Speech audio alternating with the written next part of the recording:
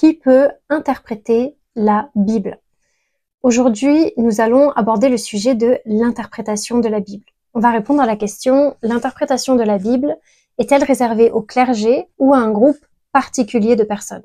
La réponse, non, la Bible n'enseigne pas cela. Mais on va voir tout ça un peu plus en profondeur. Et on va non seulement étudier la Bible, mais aussi les pères de l'Église. Je m'appelle Morgane, je suis chrétienne et je suis protestante. Et c'est le point de vue protestant que l'on va étudier dans cette vidéo. Le but de cette vidéo est que vous compreniez le point de vue protestant sur le sujet de l'interprétation de la Bible et qu'en le comprenant mieux, nous puissions mieux dialoguer entre chrétiens. Les sources que j'utilise pour répondre à cette question sont premièrement la Bible, mais aussi les pères de l'Église et divers théologiens. Si vous voulez en savoir plus sur ce que croient les protestants, je vous conseille de lire la Confession de foi de Westminster, qui est un peu comme le catéchisme abrégé des protestants. Lorsqu'il s'agit de l'interprétation des Écritures, les deux grandes questions à se poser sont qui et comment. Qui peut interpréter la Bible et comment devrions-nous l'interpréter? Dans cette vidéo, nous répondrons à la question qui et dans une autre vidéo, nous parlerons du comment. Les bases. Je vais rapidement revenir aux bases. Il existe 3 branches majeures au sein du christianisme, l'orthodoxie, le catholicisme et le protestantisme. Dans ces 3 branches, nous sommes d'accord sur les doctrines essentielles et les doctrines basiques, et aussi sur tout un tas de plus petites doctrines. Si on est d'accord sur autant de choses, c'est qu'il existe un accord fondamental selon lequel la Bible entière, à la fois l'Ancien et le Nouveau Testament, est la parole de Dieu. Nous sommes non seulement d'accord sur le fait que la Bible est la parole de Dieu, mais aussi qu'elle est inspirée de Dieu et qu'elle est infaillible, qu'elle ne peut pas se tromper. C'est une chose énorme sur laquelle on est d'accord, et c'est donc pour cette raison qu'on est aussi d'accord sur tout un tas de choses. Comme la doctrine de Dieu par exemple. Dieu est trinitaire, Père, Fils et Saint-Esprit. Je vais parler aujourd'hui de quelque chose qui nous différencie pour qu'on puisse en fait mieux se comprendre. Dire que la Bible est la parole de Dieu, qu'elle est inspirée de Dieu et qu'elle est infaillible est une chose. Mais nous, protestants, nous disons aussi que la Bible est la plus haute autorité car elle est la seule autorité infaillible. La croyance protestante est qu'il n'y a rien d'infaillible en dehors des Écritures. Nous croyons que l'Église est faillible, que la Bible l'enseigne et que l'histoire l'a montré. Mais notre croyance est aussi que l'Église est guidée par Jésus-Christ, qu'il en est l'époux, le berger et bien plus encore. Mais toujours est-il que individuellement et collectivement, nous sommes faillibles. Nous pouvons nous tromper. Donc nous croyons que l'Église peut se tromper sur l'interprétation des Écritures et que donc pour interpréter les Écritures, la seule chose à laquelle on peut s'appuyer fidèlement, ce sont les Écritures. Les Écritures doivent être interprétées avec les Écritures. La Bible doit être interprétée avec la Bible. Et pour que l'Église reste en phase avec la parole de Dieu, qu'elle ne dérive pas de la vérité, elle doit avoir pour plus haute autorité la vérité. Jésus pria pour ses disciples, « Sanctifie-les dans la vérité, ta parole est vérité. » Jean 17, 17. Dans le christianisme orthodoxe et catholique, l'enseignement est que l'Église est infaillible. Mais la définition de ce qu'est l'Église et le contenu de ce qui est considéré comme infaillible sont différents pour ces deux branches. Les orthodoxes croient que l'Église orthodoxe est infaillible et que la Bible doit être interprétée à l'aide du témoignage de l'Église orthodoxe. Mais ils n'ont pas d'autorité centrale et ils rejettent la suprématie et l'infaillibilité du pape et du magistère dans son ensemble. Alors que l'Église catholique, elle, enseigne que la tradition de l'Église catholique est infaillible, mais aussi que le magistère de l'Église catholique est infaillible. C'est-à-dire que le pape et les évêques avec le pape sont infaillibles quand ils parlent avec l'autorité de l'Église dans certaines circonstances. Donc l'Église orthodoxe et l'Église catholique ont cela en commun, et beaucoup d'autres choses aussi, que dans ces deux branches, la Bible n'est pas la seule autorité infaillible. L'interprétation privée. L'un des arguments avancés par les catholiques, les orthodoxes et aussi les témoins de Jéhovah contre le protestantisme est que nous autorisons l'interprétation privée, c'est-à-dire que chaque croyant est autorisé à interpréter la Bible par soi-même. L'argument contre cette interprétation privée est de dire que ça conduit à des désaccords, à des divisions, à autant d'interprétations qu'il y a de personnes, et que donc ça conduit à des erreurs et même à des hérésies. L'argument catholique est de dire que Dieu a non seulement donné la Bible, qui est infaillible, mais aussi son interprète, l'Église catholique, qui serait infaillible elle aussi. Mais il y a 2 points importants à comprendre qu'on pourrait résumer ainsi. Premièrement, la Bible n'interdit pas l'interprétation privée, et deuxièmement, la Bible ne requiert pas un interprète infaillible. Nous allons étudier tout cela dans cette vidéo. Juste une petite parenthèse, j'ai lu dans les commentaires de mes vidéos des catholiques qui me disaient que la raison pour laquelle on a besoin de l'Église catholique pour interpréter la Bible est parce que la Bible est pleine d'erreurs et qu'on a besoin de l'Église pour faire le tri. Je tiens à dire que ce n'est pas l'enseignement officiel de l'Église catholique du tout. Selon l'Église catholique, la Bible est la parole de Dieu, inspirée et infaillible. On lit par exemple dans le catéchisme de l'Église catholique au paragraphe 107 « Il faut déclarer que les livres de l'Écriture enseignent fermement, fidèlement et sans erreur la vérité que Dieu a voulu voir consignée pour notre salut dans les lettres sacrées. » Donc si vous êtes catholique, je vous conseille de lire le catéchisme de votre Église pour voir ce à quoi vous êtes tenu de croire. Le mot interprétation. Tout d'abord, que signifie le mot interprétation? L'interprétation est synonyme d'expliquer. Lorsque vous interprétez un passage de la Bible, vous expliquez ce que vous pensez que ce passage signifie. Le mot interprétation ou interpréter sont en fait très rarement utilisés dans la Bible. Il y a un verset en particulier qui comprend les mots interprétation privée. C'est un verset de la deuxième épître de l'apôtre Pierre. Mais sachez avant tout qu'aucune prophétie de l'Écriture ne procède d'une interprétation propre. On pourrait aussi traduire privée. Alors je comprends que quand on est d'un arrière-plan catholique et qu'on nous a dit que l'interprétation privée était interdite, on peut lire ce verset, entendre le mot interprétation privée et le mot ne, et se dire, vous voyez, l'interprétation privée est interdite. Mais ce n'est pas ce que dit le verset, ni le verset lui-même, ni le verset dans son contexte. Il y a une différence entre ce qu'on appelle l'exégèse et l'exégèse. L'exégèse est l'interprétation analytique d'un texte pour découvrir son sens originel, tandis que l'exégèse est la lecture subjective de ses propres préjugés dans un texte. Ici, les gens pensent que l'interprétation privée est un gros problème. Alors ils lisent ce verset et ils lisent ce qu'ils croient déjà.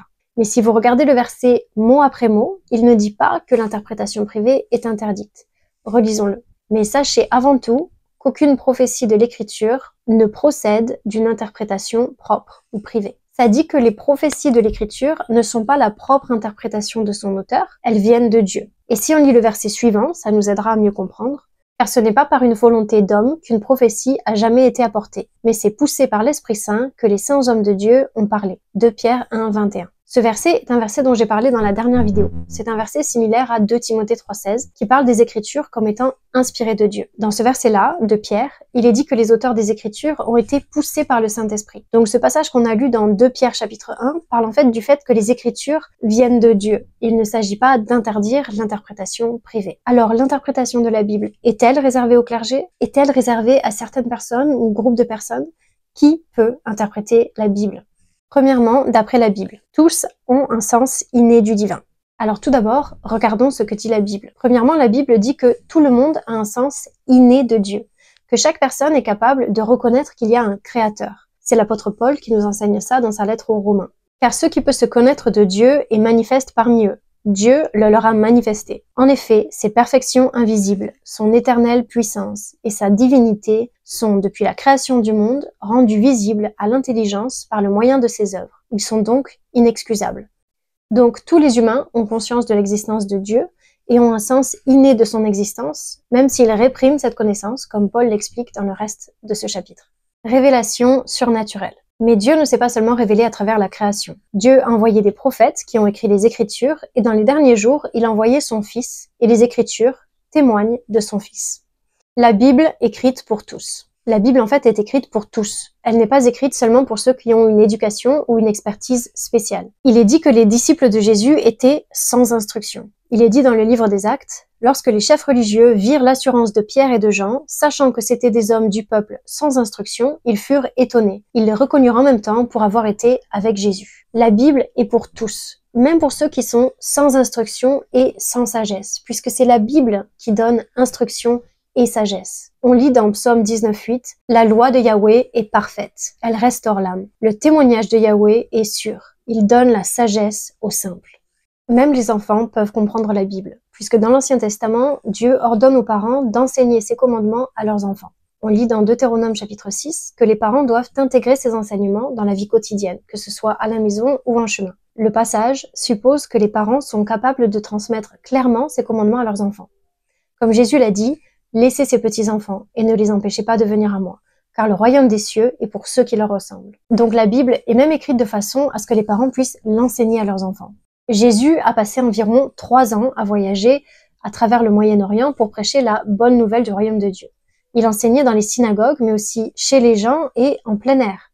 Il ne parlait pas seulement aux élites religieuses, mais aussi aux gens du peuple, aux opprimés, aux parias de la société et à tous ceux qui voulaient l'écouter. Quand Jésus, dans l'évangile de Matthieu, parle de la fin des temps, à un certain moment, au verset 15 du chapitre 24, quand il fait référence à des passages de l'Ancien Testament, il dit « Quand donc vous verrez l'abomination de la désolation annoncée par le prophète Daniel, établie en lieu saint, que les dirigeants de l'Église entendent et expliquent au peuple. » Non, il ne dit pas ça. Il dit que celui qui lise entende.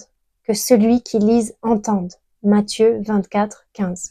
Il est vrai que certaines épîtres du Nouveau Testament sont écrites à des dirigeants d'Église. Mais la plupart des épîtres du Nouveau Testament sont écrites à des congrégations entières, c'est-à-dire à des églises locales, comme la lettre aux Romains, aux Corinthiens, aux Galates, aux Éphésiens, etc., etc. Dans ces lettres, les apôtres abordent divers sujets théologiques complexes, en supposant que leurs auditeurs comprendraient ces enseignements. Et souvent, à la fin d'une épître, il est dit de partager cette épître à une autre congrégation encore. Il est clair que la Bible a été écrite pour tout le monde, et de manière à ce que chacun puisse la comprendre. Cela reflète le désir de Dieu que nous le connaissions. Dieu, notre Sauveur, veut que tous les hommes soient sauvés et parviennent à la connaissance de la vérité. Nous devons être nés de nouveau.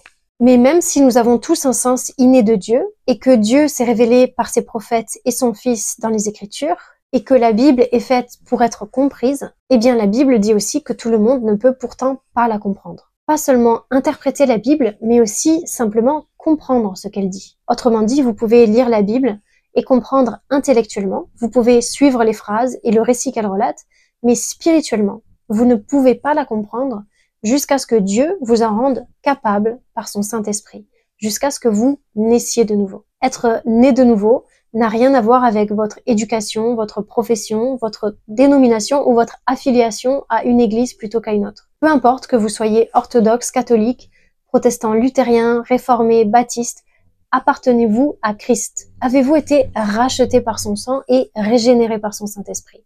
Si oui, alors vous êtes né de nouveau. Lisons le passage clé à ce sujet, 1 Corinthiens chapitre 2. C'est un passage assez long que je vais lire, mais je pense que c'est important de comprendre le contexte. Pour nous, nous avons reçu non l'esprit du monde, mais l'esprit qui vient de Dieu, afin que nous connaissions les choses que Dieu nous a données par sa grâce. Et nous en parlons non avec les paroles qu'enseigne la sagesse humaine, mais avec celles qu'enseigne l'esprit, en exprimant les choses spirituelles par un langage spirituel. Mais l'homme naturel ne reçoit pas les choses de l'esprit de Dieu, car elles sont une folie pour lui, et il ne peut les connaître parce que c'est par l'esprit qu'on en juge. L'homme spirituel, au contraire, juge de tout, et il n'est lui-même jugé par personne. Car qui a connu la pensée du Seigneur pour pouvoir l'instruire? Mais nous avons la pensée du Christ. On voit ici plusieurs choses.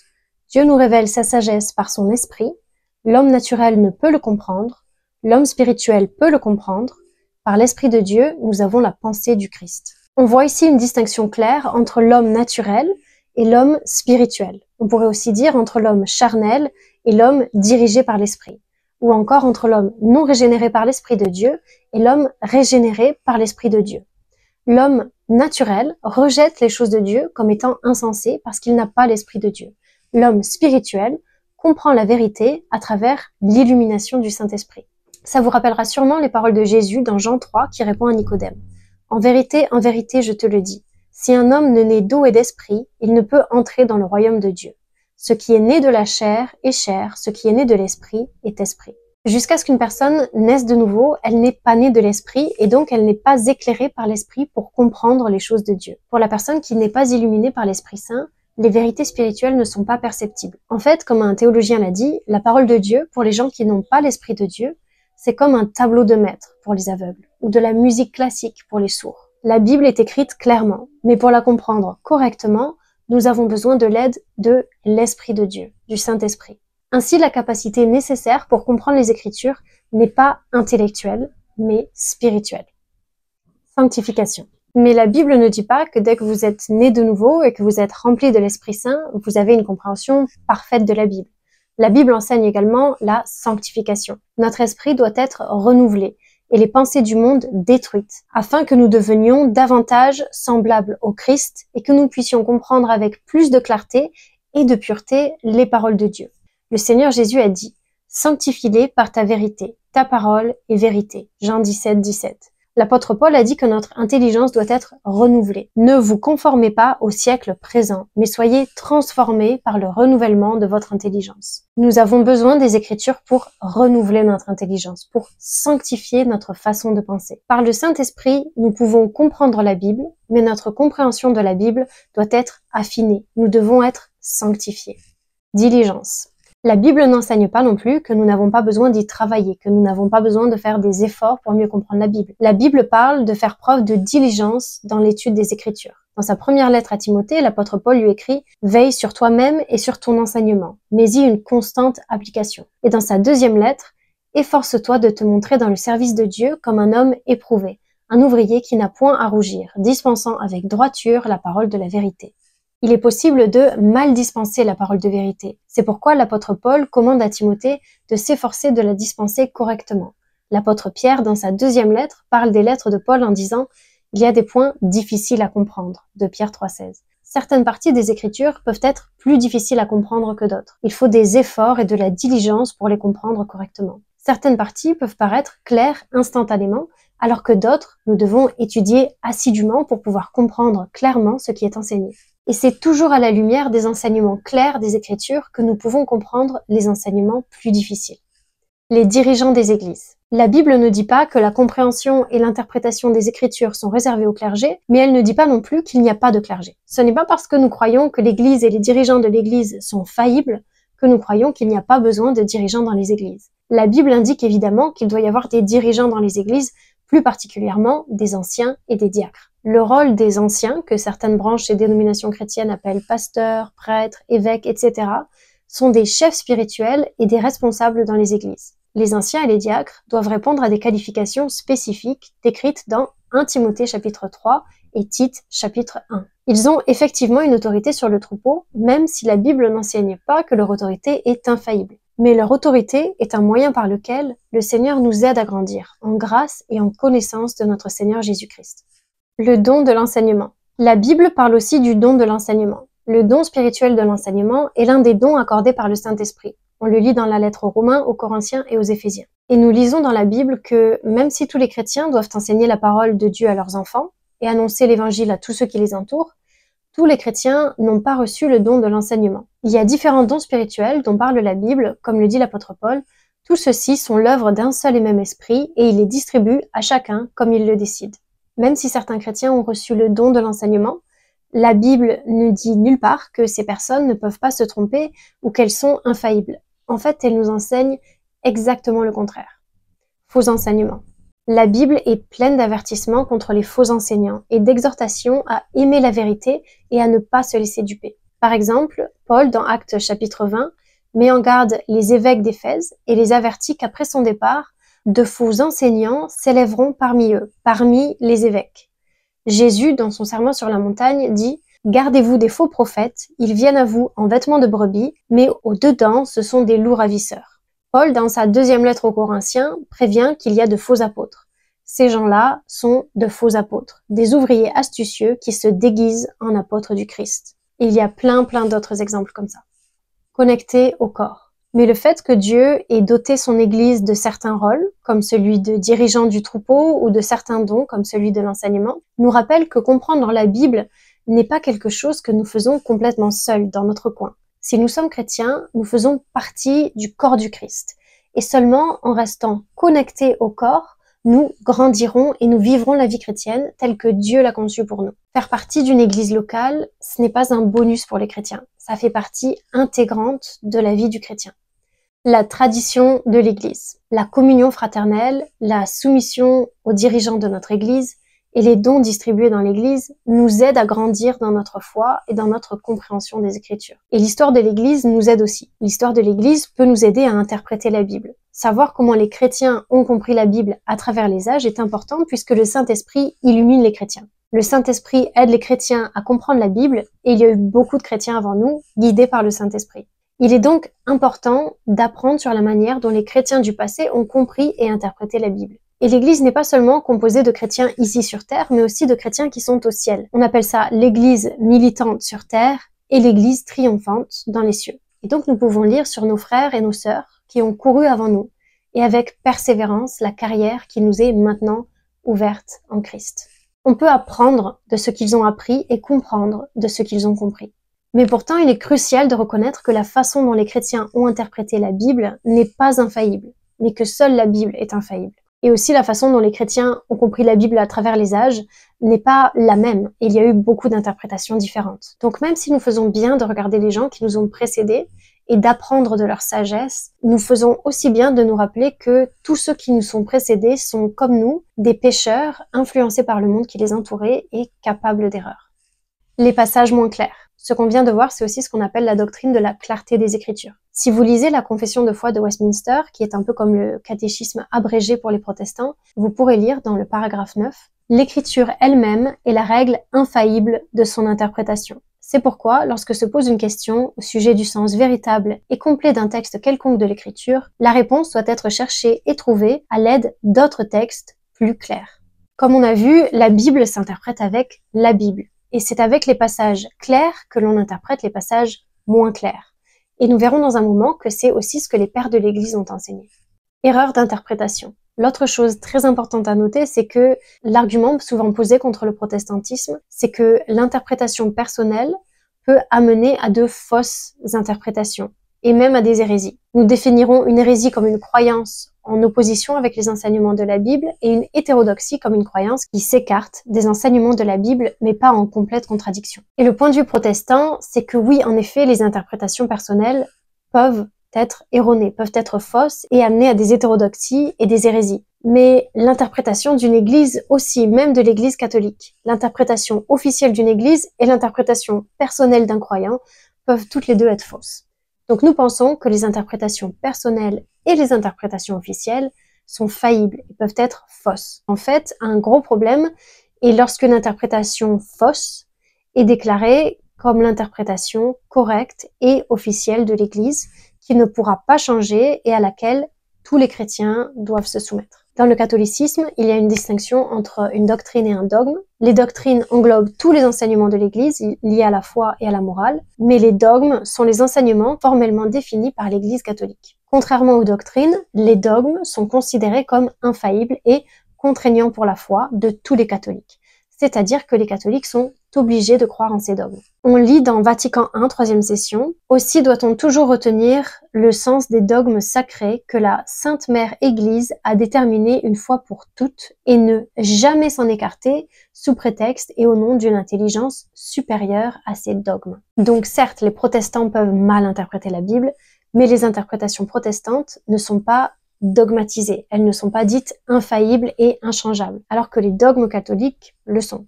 Par exemple, le dogme de l'infaillibilité pontificale affirme que lorsque le pape parle ex cathedra sur des questions de foi et de morale, il est préservé de l'erreur, il est infaillible. Ce dogme a été défini lors du Concile Vatican I en 1870. Deuxièmement, les pères de l'Église. Je vais maintenant parler un petit peu des pères de l'Église. Nous avons vu que la Bible est l'interprète de la Bible, que les Écritures interprètent les Écritures, et nous avons vu que c'est avec les passages clairs de la Bible que l'on explique les passages difficiles ou obscurs. Nous allons voir maintenant qu'il ne s'agit pas d'une idée qui a été inventée pendant la Réforme, dans les années 1500, mais que les pères de l'Église ont commencé à l'enseigner très tôt. Je n'aurai pas le temps de citer toutes les citations des pères de l'Église que j'ai trouvées à ce sujet, mais on va en voir quelques-unes. Vous trouverez les sources de tout ce que je cite sur l'article de cette vidéo sur mon site internet.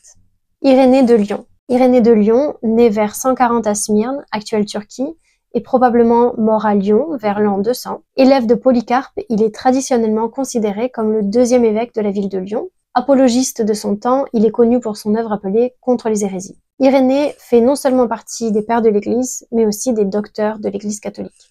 Voici ce qu'il écrit dans son deuxième livre des hérésies.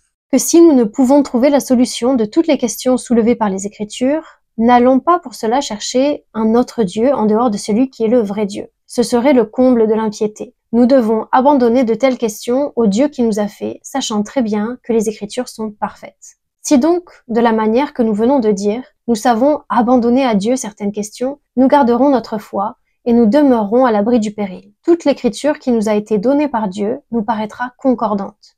Les paraboles s'accorderont avec les passages clairs, et les passages clairs fourniront l'explication des paraboles. À travers la polyphonie des textes, une seule mélodie harmonieuse résonnera en nous, chantant le Dieu qui a fait toutes choses. Il écrivait un peu plus tôt en rapport aux paraboles qui avaient été mal interprétées. Voilà pourquoi les paraboles doivent être comprises à la lumière des choses non ambiguës. De la sorte, celui qui les interprétera sans péril.